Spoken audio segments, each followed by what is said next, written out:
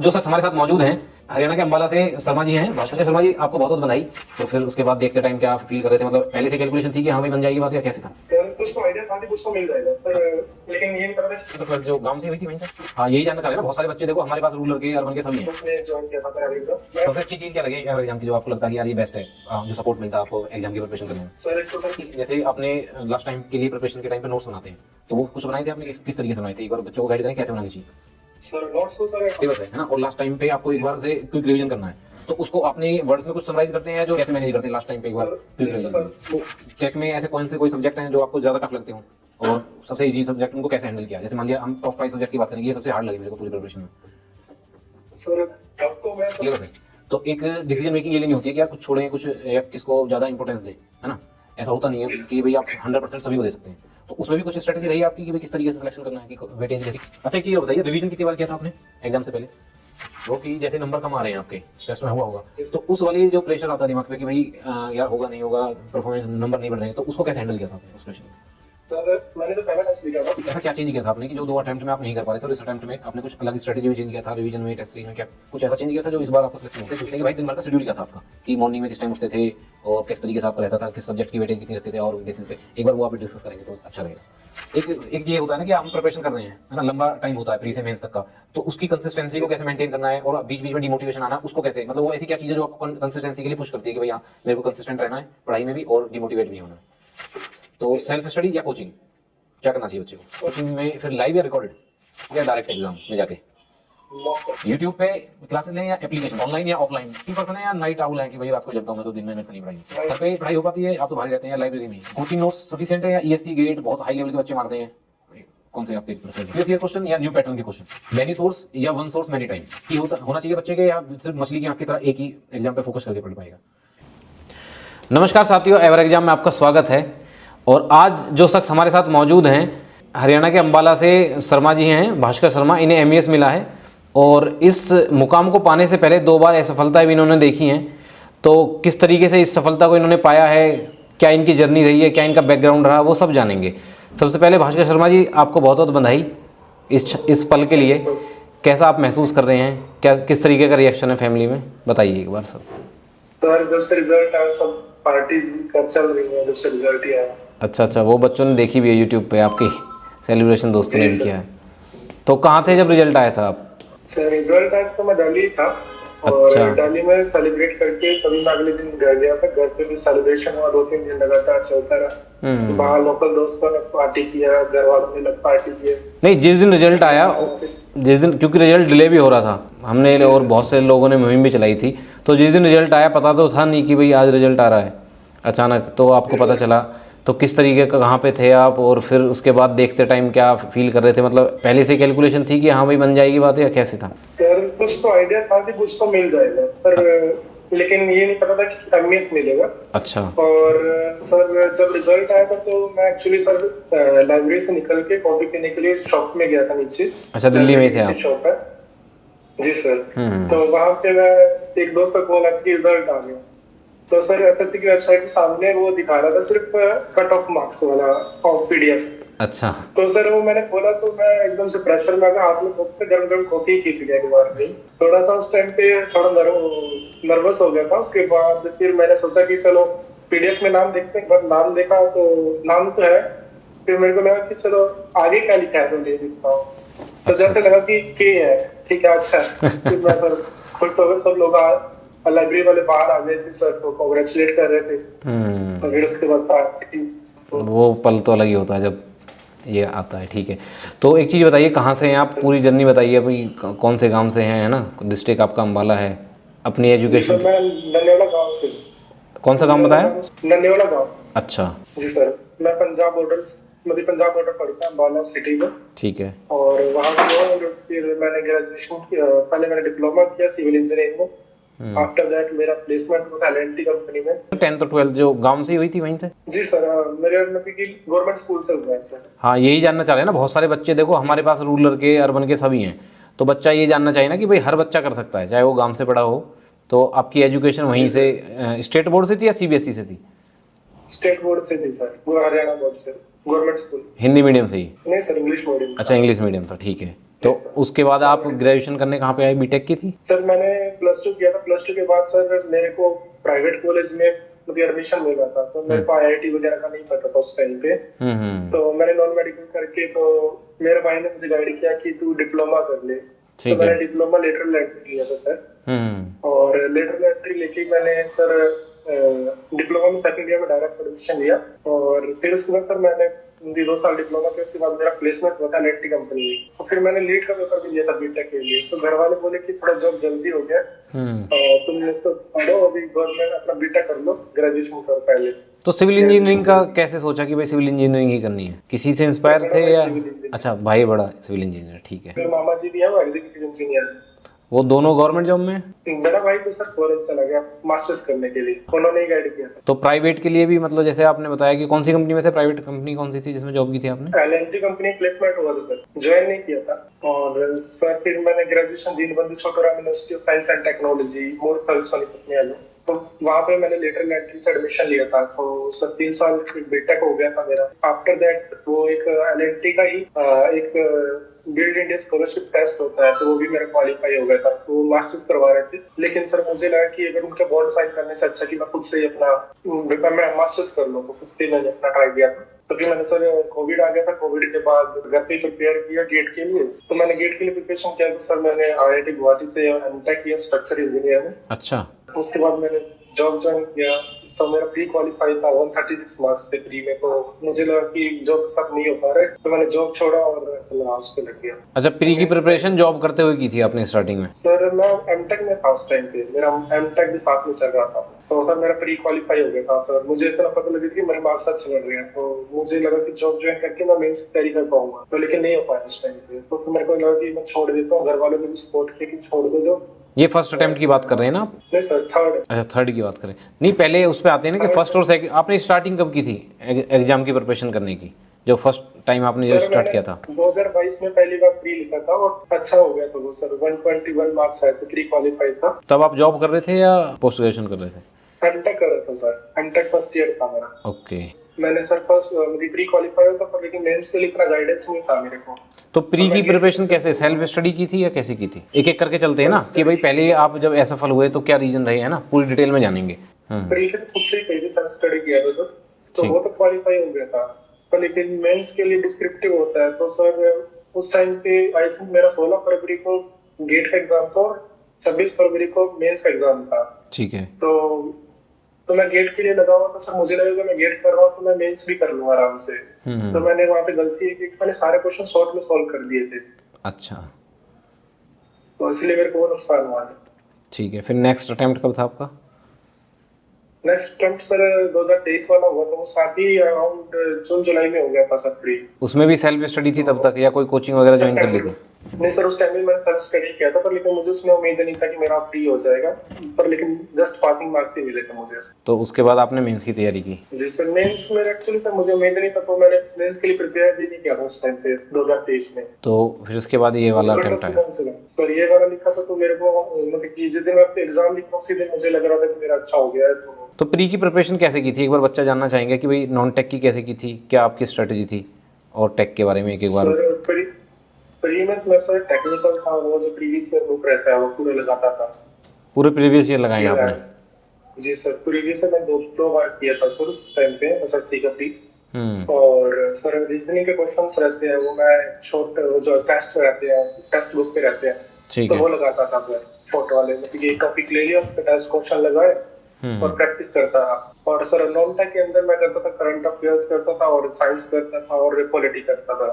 तो इसके कोई बुक से या सिर्फ उनके भी क्वेश्चन जो प्रीवियस ईयर थे वही याद किए थे? तो करंट अफेयर में मैंने सर एक उत्कर्ष की करंट अफेयर की बुक आती है, वो मैंने फॉलो किया था। ठीक है। और सर जीएस के बाकी मैंने पॉलिटिकली मैंने रिसेंट पढ़ा था सर, और साइंस के लिए ना कोई कोचिंग ली है, बस सिर्फ बुक से किया है प्री का? जी सर, उस टाइम मैंने बुक से किया था। ठीक है। और उसके बाद भी मैंने मेंस के टाइम पे मैंने एग्जाम ज्वाइन किया था। अच्छा, मेंस के टाइम पे किया था। तो पता कैसे चला आपको एग्जाम के बारे में? सर मेरा एक क्लासमेट ही है, उसने भी 2022 में सीपीडब्ल्यूडी में है वो। क्या नाम है उनका? अच्छा, धनंजय। मनंजय। अच्छा, मनंजय, हाँ ठीक है। जी सर, तो उसने ज्वाइन किया था सर एवरेबिज्म। मैं उस टाइम पे जब से वो मैं आईआईटी का फर्स्ट ईयर में 2022 के टाइम पे मुझे टेस्ट की पीडीएफ भेजता था, उस अपने डाउट भेजता था मुझे। मैं गेट की प्रिपरेशन में था उस टाइम पे आइडिया था कि एवर एग्जाम नाम है कोचिंग सेंटर पर, लेकिन कल फॉलो नहीं कर सकते। आफ्टर दैट अभी जब उसने बोला कि तू एवर एग्जाम ज्वाइन कर, मैंने वो ज्वाइन किया और सक्सेसफुली मिला। अच्छा, तो सबसे अच्छी चीज़ क्या लगी एवर एग्ज़ाम की, जो आपको लगता है कि यार ये बेस्ट है, जो सपोर्ट मिलता है आपको एग्ज़ाम की प्रिपरेशन करने में? सर एक तो सर प्रिसाइज कंटेंट रहता है एवर एग्जाम पे, ठीक है। और सबसे बड़ी बात है सर, टीचर्स हैं जो वो बहुत हेल्पफुल है। कभी भी आपको कोई भी डाउट होगा व्हाट्सएप पे कभी टेक्स्ट, पर्सनल टेक्स्ट कर लो, तब भी वो रिप्लाई करेंगे, इसलिए और कोई और फीड टेस्ट सीरीज उनका अच्छा रहता है सर। हाँ, टेस्ट सीरीज के बारे में तो बच्चों ने बोला है। तो कोई फीडबैक जो आपको लगता है कि, क्योंकि देखो हम जो स्टूडेंट के फीडबैक से ही चलते हैं, आपको लगता है कि सर प्रिपरेशन में ये चीज़ और आप ऐड कर दें तो बच्चे को और ज़्यादा हेल्प मिलेगी, अगर आपको लग रहा है तो बता सकते हैं। सर प्रिपरेशन में अगर हेल्पफुल मैं कहूँ तो ऐसा तो कुछ मुझे ऐसा लगता है कि सब सफिशिएंट है सर सफिशेंट एवर है। एग्जाम। ठीक है, जी ठीक है। सर, मुझे टेस्ट सीरीज ही चाहिए होती है इंसान को, टेस्ट सीरीज भी अवेलेबल करवा है, लाइव टेस्ट होते हैं वीकली, हम्म। तो सर इनफ होता है। ठीक है। एक चीज़ और बताइए कि जैसे आपने लास्ट टाइम के लिए प्रिपरेशन के टाइम पे नोट्स बनाते हैं, तो वो कुछ बनाए थे आपने, जी किस तरीके से बनाए थे? एक बार बच्चों को गाइड करें कैसे बनानी चाहिए। सर, नोट्स तो सर अपने नोट्स रहते हैं। हम्म। जैसे भी कोई कोचिंग ज्वाइन कर लो या आप एवर एग्जाम ज्वाइन कर लो तो नोट्स बन जाते हैं आराम से। नोट्स की तो इतनी प्रॉब्लम नहीं है कैसा? क्योंकि वो क्लास नोट्स वो टीचर पढ़ाता है, वो प्रिसाइज ही पढ़ाता है, और आपको बुक्स में नहीं फॉलो करना है। और ये अगर फॉलो करना है तो आपको इतना लेंथी पेपर है कि आप 4 साल को 1 साल में खत्म वही कर वही देंगे। मेरा क्वेश्चन है कि इतना वास्ट सिलेबस है ना, और लास्ट टाइम पे आपको एक जी बार सर। से क्विक रिवीजन करना है, तो उसको आपने वर्ड्स में कुछ समराइज करते हैं, या जो टीचर्स ने दिया बस वही सफिशिएंट है, उन्हीं को कैसे मैनेज करते हैं लास्ट टाइम पे एक बार सर क्विक जैसे रिवीजन के सर लिए? मैंने सर पहले तो क्लास नोट्स थे वो मैंने अपना फॉलो किए थे सर अच्छे से। उसके बाद सर जैसे ही लास्ट टाइम हो गया था, मैं टेस्ट सीरीज देता था और शॉर्ट नोट्स थे, ठीक है। तो वो लगाता था। और शॉर्ट नोट्स में मैंने मतलब कि सर मेरे शॉर्ट नोट्स की एक फाइल लगा रखी है, हर एक सब्जेक्ट में उसके अंदर पेपर ऐड कर रखे हैं मैंने प्रॉपर, और बस उन्हीं को गो थ्रू करता था बार बार। ठीक है। और तो सर ने मेरे को गाइड किया था कि मेरे को सर इवन सिविल बूस्टर नाम की बुक का भी नहीं पता था मेन से पहले, तो अच्छा, मेरे को एवर एग्जाम पे एक पता लगा सब चीजें के बारे में, ये सब भी पढ़ना होता अच्छा, अच्छा। ठीक है। है। जी तो टेक में ऐसे कौन से कोई सब्जेक्ट हैं जो आपको ज़्यादा टफ लगते हों, और सबसे इजी सब्जेक्ट उनको कैसे हैंडल किया? जैसे मान लिया हम टॉप 5 सब्जेक्ट की बात करें कि ये सबसे हार्ड लगे मेरे को पूरी प्रिपरेशन में। सर, टफ तो मैं सर नहीं कहूँगा क्योंकि मैं गेट की प्रिपरेशन कर चुका था, तो ऐसा मुझे टफ तो नहीं लगा कुछ भी। अच्छा। और ये कह सकते हैं कि बीएमसी थोड़ा सा ट्रिकी रहता है, उसमें कुछ भी पूछ लिया जाता है। ठीक है। जैसे अभी एग्जाम में मेंस में भी यही हुआ है सर, तो एक क्वेश्चन आया था तो उसके बारे में थोड़ा डाउट हो गया था सर, वो गलत भी हुआ है मेरा। तो बीएमसी में मैं कह सकता हूँ कि थोड़ा सा सर ट्रिकी क्वेश्चन आते हैं, तो मुझे ट्रिकी मतलब कुछ भी पूछ लेते हैं सर। एक चीज़ और बताइए यार कि जैसे इतना बड़ा सिलेबस है, तो एक जी डिसीजन सर। मेकिंग ये लेनी होती है कि यार कुछ छोड़ें कुछ, या किसको ज़्यादा इंपॉर्टेंस दें, है ना? ऐसा होता नहीं है जी सर। कि भाई आप 100% सभी को दे सकते हैं। तो उसमें भी कुछ स्ट्रेटेजी जी रही है आपकी कि भाई किस तरीके से सिलेक्शन करना है, कि वेटेज के हिसाब से? एग्जाम टाइम पे सर। एग्ज़ाम टाइम पे कि भाई अब मेरे को ये 16 10 12 सब्जेक्ट हैं, है ना, इसमें सबसे ज़्यादा फोकस उस पर करना है, तो किस तरीके नहीं से? सर, मैंने सर टेस्ट सीरीज फॉलो किया। टेस्ट सीरीज मैंने सर लास्ट मंथ मैंने 1 अक्टूबर से, मतलब कि 6 नवंबर को पेपर था, तो एक ठीक है। अक्टूबर से नॉन स्टॉप मैंने टेस्ट सीरीज दिया था डेली। और अच्छा, अराउंड 26 27 मैंने मॉक लिखे थे, जिसमें अच्छा। एवर एग्जाम, टेस्ट बुक और सिविल की गोली, वो 3 टेस्ट सीरीज मैंने फॉलो की थी सर, तो मैंने सारे टेस्ट लगाए थे। हम्म। और सर मतलब ये था कि मैं मॉर्निंग में टेस्ट लिखता था, तो मेरे को ऐसा टाइम फिक्स हो गया था कि मेरे को ना आदत पड़ गई थी कि अगर नहीं क्वेश्चन होगा उसको स्किप करो, आगे बढ़ो, और जब टाइम क्वेश्चन पूरे हो गए हैं तो वापस से क्वेश्चन पे आओ, टिक मार्क करने वाले, मार्क पर रिव्यू वाले। ठीक है, ठीक है। एक चीज़ बताओ, जैसे हम टेस्ट दे रहे हैं तो उस टाइम पे नंबर भी कम आ रहे हैं आपके, है ना? ऐसा नहीं है कि हर हमेशा आपके नंबर जी अच्छे आए होंगे। तो उस फेज़ में आप पहले तो ये बताइए कि टेस्ट सीरीज को एनालिसिस कैसे करते थे टेस्ट देने के बाद, और कैसा एक बच्चे को करना भी चाहिए? सर मैं ऐसा करता था कि मैं टेस्ट सीरीज सुबह लिखता था, मैं थोड़ा सा रात को लेट तक पढ़ता था, तो मैं ठीक है। मॉर्निंग में लेट शुरू करता था, लाइक 10:30 11 o'clock में डेली स्टार्ट अपनी पढ़ाई स्टार्ट करता था। हम्म। और सर मैंने आते ही मैंने सबसे पहले मेरे काम होता था कि जो मेरी गलती है, मैंने टेस्ट एक नोटबुक लगा रखी थी, वैसे तो मेरी 2 नोटबुक भर गई है टेस्ट सीरीज की वजह से। अच्छा। तो सर मैं क्या करता था कि 11 बजे मैं टेस्ट देने बैठ जाता था और 11 बजे से लेके 1 बजे तक मेरा टेस्ट होगा। हम्म जितने मार्क्स आए मैं उसको देख के मैं बंद कर दूंगा, उसके बाद नहीं खोलूंगा। तो हम्म। मैं दिन में अपना जो शेड्यूल है वो फॉलो करूंगा और रात को मैं 11-12 बजे के बाद मैं उस टेस्ट को खोलूंगा और मैं देखूंगा कि मेरी गलतियां क्या, रेड पेन से उसको मार्क करूंगा कि जहाँ गलती हुई है।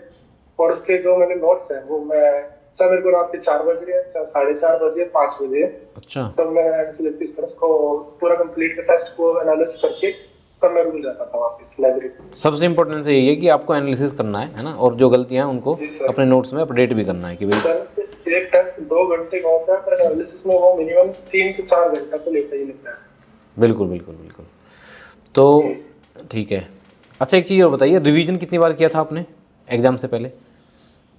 सर, जैसे मैं मॉक देता था तो मेरे को, वैसे तो मैंने रिवीजन तो बहुत बार कर लिया था, मतलब कि सर टाइम बहुत मिल गया था मेंस में। अच्छा। तो पेपर एग्जाम का मैंने जो क्लासेस था पहले से उसको फॉलो किया अच्छे से। हम्म। तो फिर उसके बाद जब टेस्ट ले, लास्ट में जो टेस्ट लिखता था तो कौन से उसमें बैच में थे आप? मैंने से आप बैच में कौन से वाले बैच में थे? सर मेंस बैच में था। मेंस बैच में थे। तो क्लासेस पूरी लाइव ली थी या ऐसा होता था कि भाई क्लास टीचर ने कंप्लीट करा दी तो फिर 2x में देख रहे हैं बच्चे, वो वाला सीन था, क्या था? तो वो एक्चुअली मेरा पहले जॉब था तो इसलिए मेरे को पहले टाइम नहीं मिलता, तो मैं 2x पे ही देखता था रात को बैठ के। अच्छा। तो फिर मैंने खोला, जॉब नहीं हो पा रहा तो मैं जॉब छोड़ दी, तो फिर मैंने साथ में ये अपना लाइव करने लग गया था। तो पूरी क्लास मतलब जैसे बैच खत्म हुआ, क्योंकि हमने ये देखा कि बच्चे पूरी पूरी बैच को भी लेते नहीं है, बीच में छोड़ देते हैं, स्टार्टिंग में सोचते हैं कि यार नहीं रिकॉर्डेड सर, लेनी है। मैंने पूरी क्लास पूरी की, तो जो मतलब पीडीएफ आती थी जो उनके प्रॉपर क्वेश्चंस। मतलब सबसे इम्पोर्टेंस यही है सिलेक्शन में कि भाई आपको जो टीचर ने पढ़ाया कम से कम पहले तो उनके साथ आप पूरा कंप्लीट कर लें अपना सिलेबस, है ना? जी सर, टीचर के साथ ही चलते रहेंगे सर, तो अपना भी प्रिपरेशन होता रहेगा बर्डन भी और नहीं वैसे होगा। भी वीकली टेस्ट रहता है तो वो भी हेल्प करते हैं। हम्म। ठीक है। तो एक चीज़ और बताइए मेरे को कि जैसे नंबर कम आ रहे हैं आपके, टेस्ट में हुआ होगा, जी तो सर। उस वाले जो प्रेशर आता है दिमाग पे कि भाई यार होगा नहीं होगा, परफॉर्मेंस नंबर नहीं बढ़ रहे हैं, तो उसको कैसे हैंडल किया था आपने उस प्रेशर को? सर मैंने जब पहला टेस्ट लिखा था तो मेरे 300 में से 174 मार्क्स ही आए थे। हम्म तो सर मेरे को लगा कि सर ये तो मेरे पिछली बार मैंने बिना पढ़ाई किए जब मैंने पेपर लिखा था मेंस का 174 ही आए थे। हम्म पर अभी मेरे 174 आए तो मैं पढ़ के भी इतना नंबर लेके आ रहा हूँ, तो मुझे लग नहीं रहा कि मैं ठीक रास्ते पे हूँ। हम्म। तो सर अपने आप पे डाउट हो गया था एक बार तो पहले टेस्ट के बाद। ठीक फिर है। मेरे को लगा कि कुछ भी हो जाए इसको एनालाइज करूंगा और हम्म अगले दिन फिर दोबारा टेस्ट लिखूंगा। तो सर वो मैं फिर डेली टेस्ट लिखने लगा तो हैबिट हो गया कि कैसे करना है। कभी कभी बीच में नंबर कम आ जाते, मैं एक दिन में ऐसा करता था कि जैसे मॉर्निंग टेस्ट दिया, हम्म। नंबर कम है, इवनिंग में को टेस्ट लिख दूंगा सर, ठीक उसका है। एनालिसिस दोनों में एक साथ रात को कर लूं। ठीक ठीक ठीक क्योंकि ठीक। सर वो डिमोटिवेट होने का कोई ऑप्शन नहीं था, क्योंकि लास्ट टाइम में डिमोटिवेट होने का ऑप्शन नहीं रहता सर। सही बात है, बिल्कुल। जी ठीक है। सर। ठीक है। तो एक चीज़ और बताइए कि जब लास्ट टाइम तक जैसे आपने एग्ज़ाम दे दिया था, जो CBT 1 का एग्ज़ाम जी दिया सर। था, तो उसके तुरंत बाद ही जैसे आपने एग्ज़ाम दे के आपको कैसे मतलब लग रहा था कि हाँ भाई अच्छा गया है, या जी रिजल्ट सर का वो इंतज़ार किया था मेंस की मैं, तैयारी करने के लिए? नहीं सर मैंने जैसे एग्जाम लिख के आया था तो मुझे लग रहा था कि मेरा एग्जाम अच्छा गया है। मेरे को ऐसा लगा था 130 तो आराम से आ गया, 136 ही आया था। ठीक है। तो सर ऐसा तो था कि मेरा एग्जाम हो जाएगा, मुझे प्री में आइडिया था। हम्म। तो सर 3 दिन बाद आंसर की जाएगा, 3-4 दिन बाद तो आइडिया होगा तो कि मेरा हो गया, इस बार प्री तो हो गया। तो तो फिर आंसर उसके की बाद के बाद मैं आपने स्टार्ट कर दी थी प्रिपरेशन? नहीं सर, उसके बाद मेरा एमटेक कंप्लीट कर रहा था, मेरा प्रेजेंटेशन पेंडिंग था, सबसे लास्ट में मैंने अपना एमटेक कंप्लीट किया था उधर से। तो अच्छा। वो कंप्लीट करके सर मैं जॉब ज्वाइन किया, मैं यहाँ ज्वाइन किया तो सर सोचा कि साथ में पढ़ाई हो जाएगा, लेकिन नहीं हो पाया। हम्म फिर मैंने सर अपना सब कुछ रिजाइन करके अपना कटवारी से मैं दिल्ली आ गया, तो वहाँ पे बैठ के प्रिपरेशन किया। हम्म।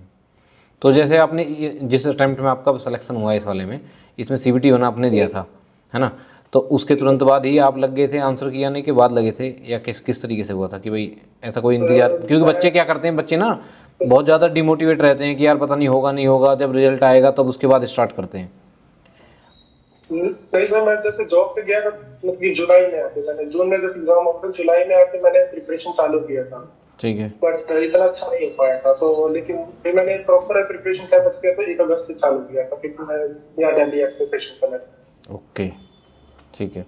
जी सर। एक चीज़ और बताइए कि जैसे पिछली ऐसा क्या चेंज किया था आपने कि जो 2 अटेम्प्ट में आप नहीं कर पा रहे थे और इस अटेम्प्ट में आपने कुछ अलग स्ट्रेटेजी में चेंज किया था, रिवीजन में, टेस्ट सीरीज में, क्या कुछ ऐसा चेंज किया था जो इस बार आपका सिलेक्शन हुआ है? सबसे बड़ी बात तो सर मेरे को गाइडेंस नहीं पता था कि एसएससी के अंदर गाइडेंस मेंस के लिए क्या गाइडेंस रहता है। ठीक। 2 बार से प्री क्वालिफाई हो रहा है लेकिन मेंस नहीं कर पा रहा था, तो मुझे गाइडेंस नहीं था कि कभी मेंस में किस टाइप का क्वेश्चन होता है। लाइक पिछले साल मेरे को लिमिटेड टाइम मिला था मेंस के लिए, तो मैं गेट का क्वेश्चन लगाने बैठ गया था, हम्म। क्योंकि गेट का कैलकुलेटर वर्चुअल कैलकुलेटर दिया था, मुझे लगा गेट लेवल क्वेश्चन आएंगे। हम्म। तो सर वो वहाँ पे गाइडेंस नहीं था, तो फिर मैंने एवरेज एग्जाम ज्वाइन करने के बाद मुझे गाइडेंस हुआ कि कैसे क्वेश्चन पूछे जाते हैं। हम्म। तो फिर सर वहाँ पे जैसे सर पढ़ाते थे, मुझे पता लगा कि मॉक कितनी वैल्यू है, कितने मॉक दे सकते हैं। सर हम्म। खुद ही बोलते थे जितने ज्यादा मॉक हो सकते हैं वो मॉक दो, अग्नि सर बोलते थे।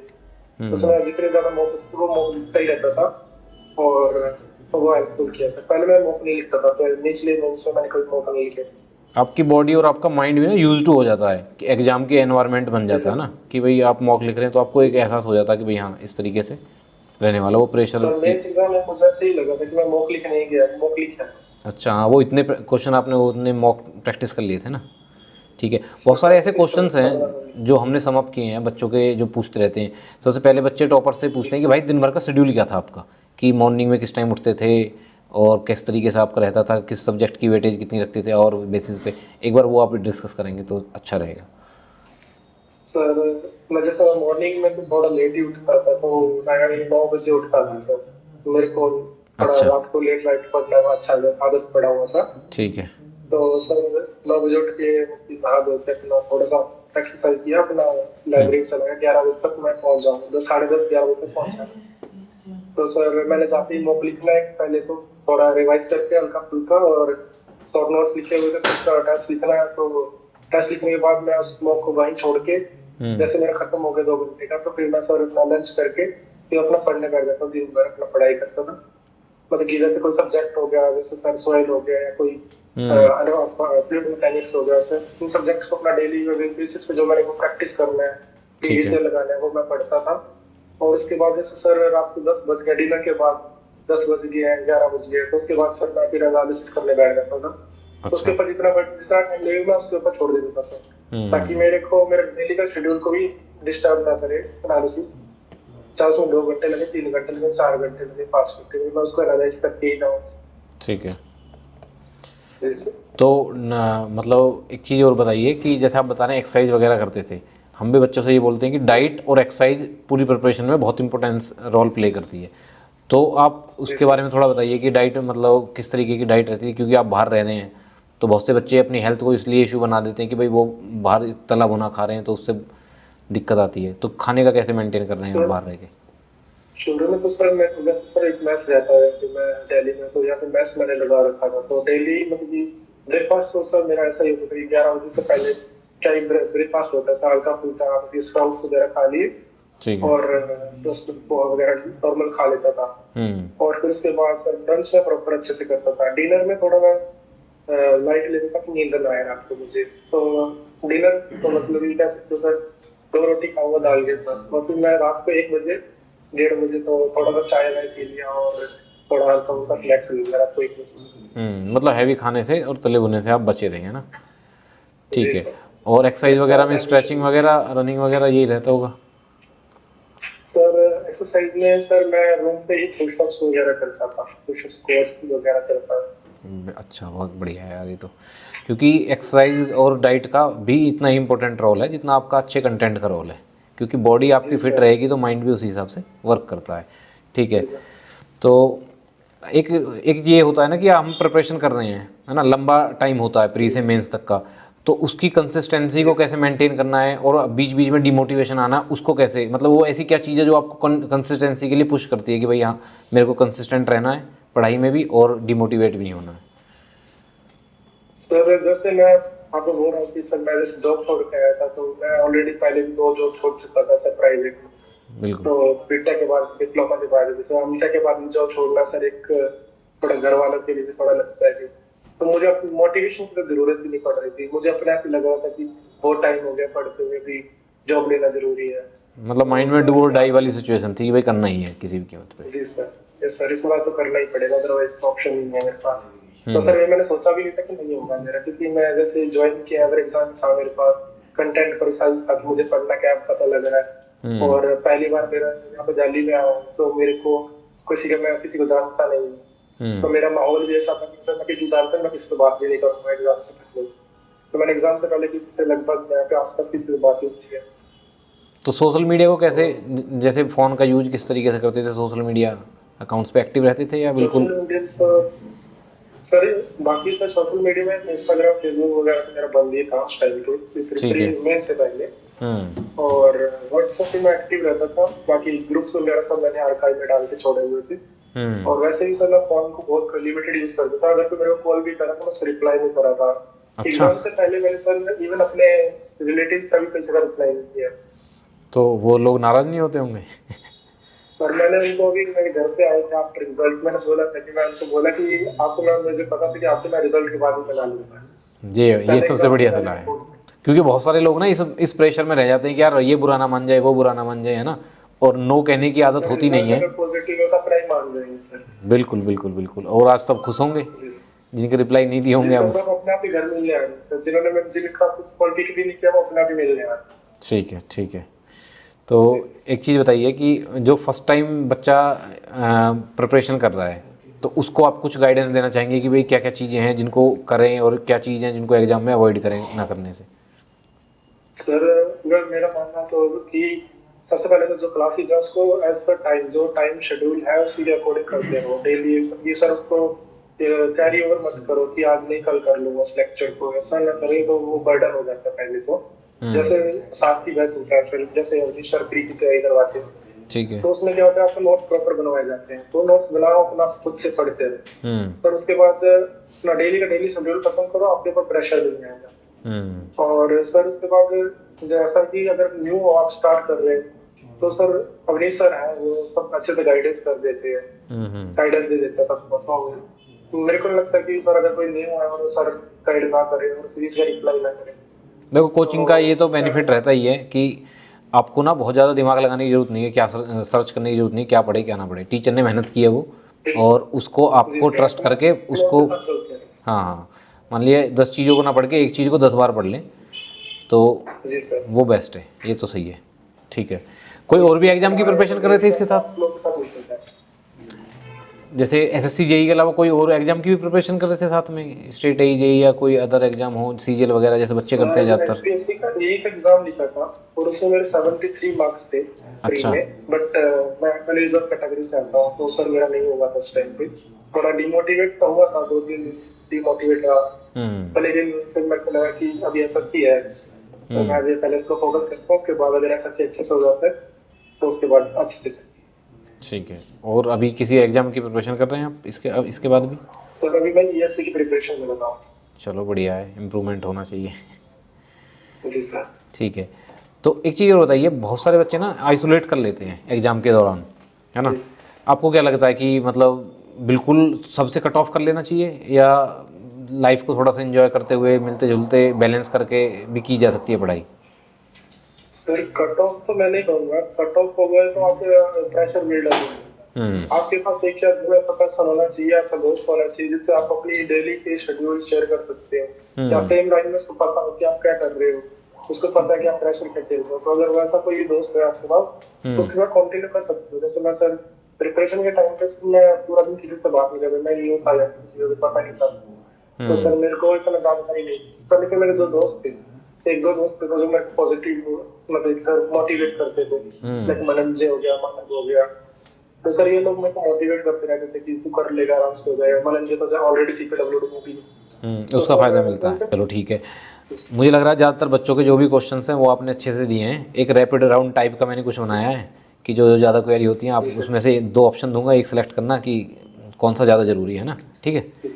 तो सेल्फ स्टडी या कोचिंग, क्या करना चाहिए बच्चे को? सर दोनों अपने अपने टाइम अपने अपने लेवल पे ठीक है सर। अगर कोचिंग कर रहे हो तो आपको कुछ इधर उधर सर्च करने की जरूरत नहीं है, और सेल्फ स्टडी अगर आप सर्च स्टडी खुद से कर पा रहे हो तो नोट्स खुद से बना पा रहे हो तो वो भी बेटर है। पर लेकिन आज के टाइम में कोचिंग में लगता है थोड़ा सा बेटर है क्योंकि आपको आइडिया रहेगा कि क्या पूछा जा रहा है, टीचर मेहनत भी कर लेता है, अपडेट हो जाता है उसमें। जी सर। ठीक है, बढ़िया। एक चीज़ बताइए, तो कोचिंग में फिर लाइव या रिकॉर्डेड? सर लाइव ज़्यादा बेटर है। लाइव ज़्यादा बढ़िया है, जी सर। ठीक है। तो एक चीज़ बताइए, आपने तो मॉक दिए, आप बता ही रहे हैं, क्योंकि बहुत सारे बच्चे ऐसे होते हैं कि मॉक देते नहीं हैं तो सीधा एग्ज़ाम उसमें चले जाते हैं, लेकिन इसको रैपिड राउंड रहते हैं, एक्सप्लेन नहीं करेंगे। मॉक या डायरेक्ट एग्ज़ाम में जाके मॉक सर। ओके ठीक है। यूट्यूब पे क्लासेस लें या एप्लीकेशन? ऐप पे सर, एप्लीकेशन ज़्यादा बेटर। ठीक है। ऑनलाइन या ऑफलाइन अपने लोकल में किसी पे? सर ऑनलाइन में ज़्यादा बेटर लगता है, ऑफलाइन में भी अच्छा है पर आप डेली कर सकते हो, लेकिन ऑनलाइन में अगर आप कंसिस्टेंट हो पा रहे हो तो ज़्यादा ऑनलाइन बेटर है, क्योंकि आपका आने जाने का टाइम सब कुछ सेव हो रहा है। क्वालिटी ऑफ एजुकेशन आपको मिल जाएगी, वैरायटी मिल जाएंगी आपको, है ना?